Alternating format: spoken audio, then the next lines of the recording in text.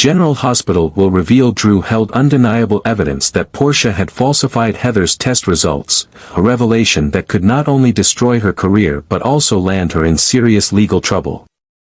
If exposed, Portia would lose her medical license, face criminal charges, and see her reputation crumble beyond repair. However, instead of immediately bringing the truth to light, Drew chose to use this information as leverage, a weapon to manipulate the situation in his favor.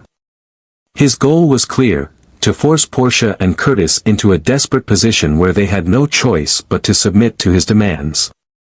For Drew, this was personal. He harbored deep resentment toward Curtis for teaming up with Michael to force him out of Aurora, stripping him of power and business opportunities. As if that weren't enough, Drew's public image had taken a drastic downturn. Once respected, he was now viewed with suspicion and disdain, and whispers of his questionable actions only fueled the fire. But Drew was not one to back down. If anything, the backlash only intensified his resolve. He approached Portia and Curtis with a ruthless proposition: he would keep her secret buried, but only if they met his conditions. Portia, however, was no fool. She knew Drew was a man who played both sides, someone who would never truly let them go even if they complied with his terms. She saw through his manipulation and recognized that giving in would only buy them temporary relief before he came back with more demands. Curtis, too, understood the gravity of the situation. If they allowed Drew to control them, they would forever be at his mercy. Realizing they needed a counter-strategy, they turned to two women who were no strangers to deception and power plays, Carly and Nina. Together, they devised a plan that would not only neutralize Drew but ensure he could never recover. Carly and Nina wasted no time identifying Drew's greatest vulnerability: his health. Having endured years of captivity on Cassadine Island and brutal beatings in Pentonville, his body was not as resilient as it once was. The scars of his past were more than just psychological, they were physical, and they could be used against him. The plan was set in motion, and soon, a perfectly orchestrated accident left Drew badly injured, forcing him to be admitted to General Hospital. With Drew confined to a hospital bed, Portia saw the perfect opportunity to strike. Leveraging her position as a doctor, she altered his medical records, fabricating a diagnosis that would be impossible to dispute. According to the new test results, Drew was suffering from severe neurological complications caused by an undetected brain tumor. The report linked his condition to past trauma, his time as a Navy SEAL, the brutal assaults he had endured, and the long period of captivity he had suffered. The revelation spread like wildfire. The media seized the story, turning Drew into a figure of pity rather than power. News outlets broadcasted reports questioning his mental stability, suggesting that his erratic behavior in recent months was a direct result of his worsening medical condition. Public perception shifted almost instantly. No longer seen as a cunning businessman or a force to be reckoned with, Drew was now painted as a man whose mind was betraying him. His accusations against Portia lost all credibility. After all, how could anyone trust the word of someone suffering from cognitive impairment? The impact was devastating. With his condition made public, Drew's influence crumbled overnight. His every word was now scrutinized, dismissed as the ramblings of an unstable man. Even the so-called evidence he had gathered against Portia was rendered meaningless. Experts debated on television whether his brain trauma had caused false memories, making it impossible to determine if anything he claimed was real. His enemies didn't even have to fight him. His reputation was being destroyed for them. As Drew floundered, trying to salvage what was left of his credibility, the final blow came from someone he had considered an ally, Willow. Having once stood by him, she now saw him in a different light. The man she had trusted was now a liability. Associating with him would only drag her down. Without hesitation, she turned her back on him and returned to Michael, cutting Drew out of her life completely. Drew found himself utterly alone.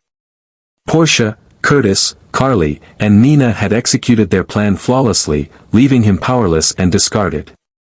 There was no one left to defend him, no way to rebuild what had been lost.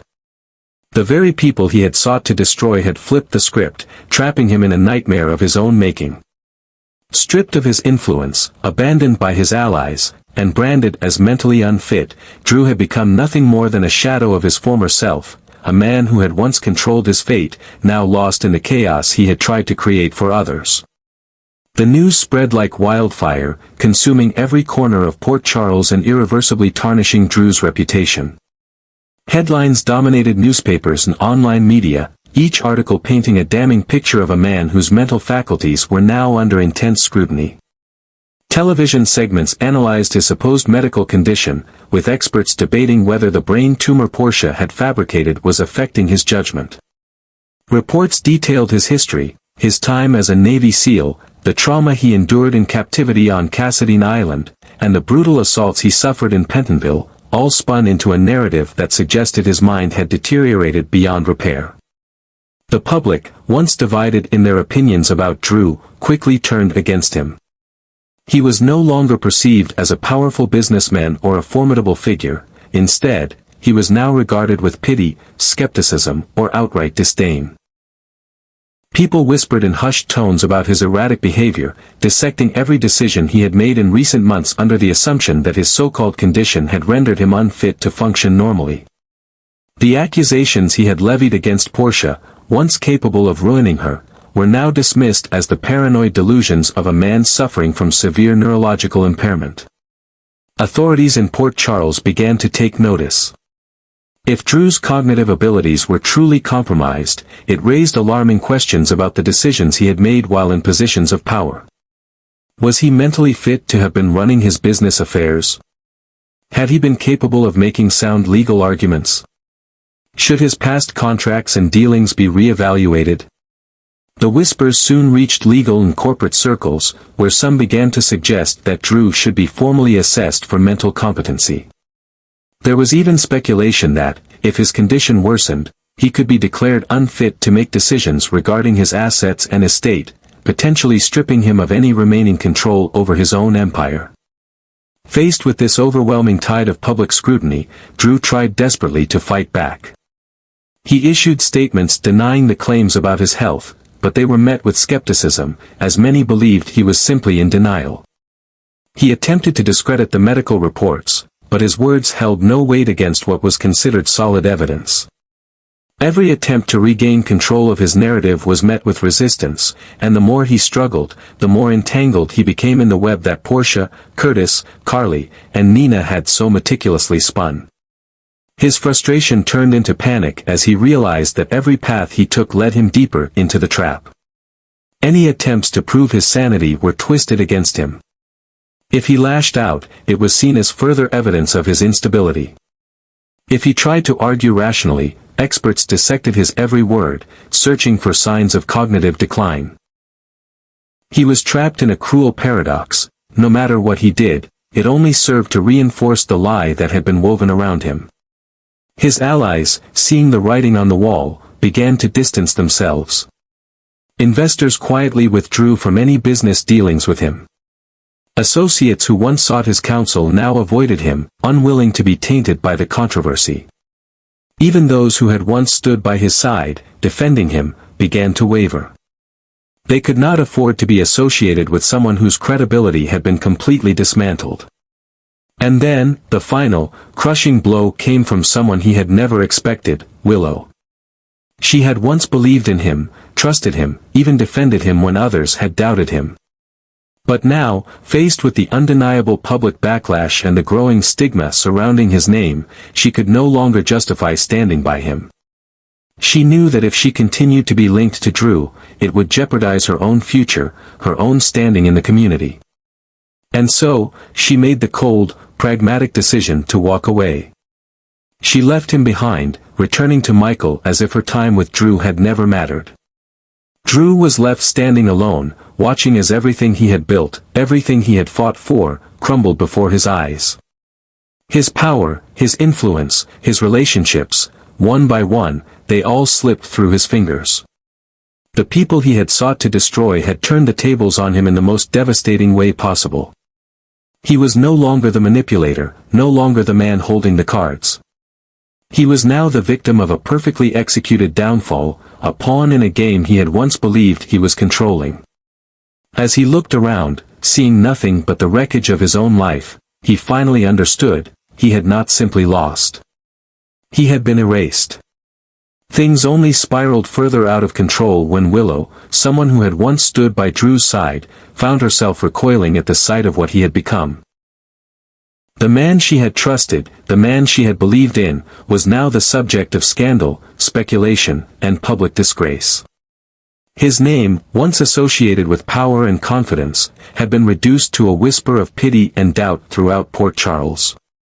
Everywhere she turned, she heard murmurs of his alleged neurological deterioration, his supposed instability, and the lingering suspicion that his mind was no longer capable of distinguishing reality from delusion. Willow could feel the weight of judgment pressing in on her from all directions. People began to look at her differently, as though associating with Drew made her complicit in his downfall. She could no longer ignore the whispers, the subtle shifts in conversations whenever she entered a room, the lingering stares filled with unspoken condemnation.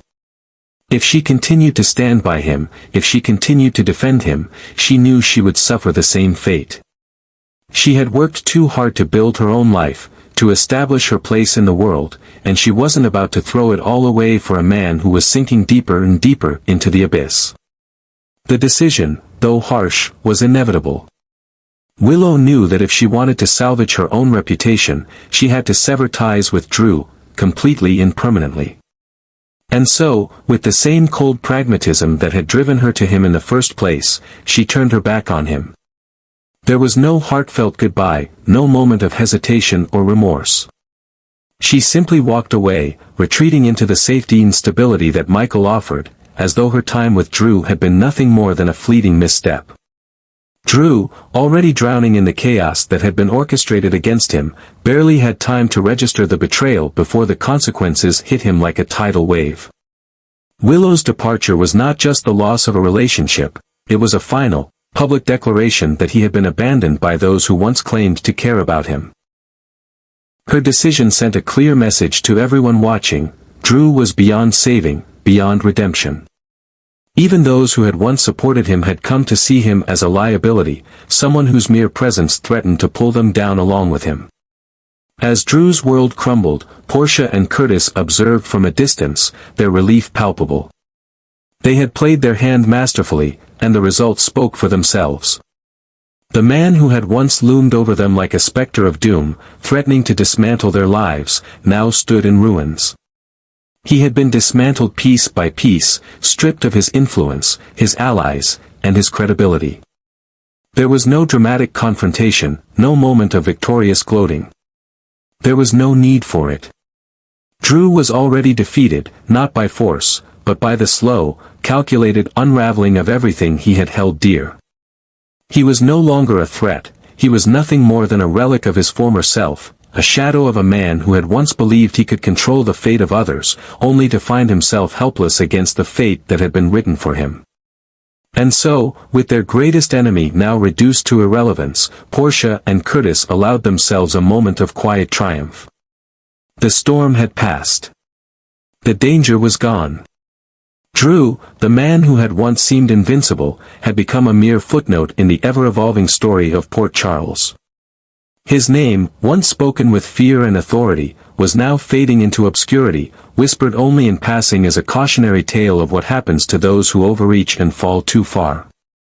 As the dust settled, Drew was left with nothing but the wreckage of his own making, a man who had spent so long manipulating others, only to be outplayed in the most brutal way possible. And for Portia, Curtis, Carly, and Nina, there was no need to look back. They had won.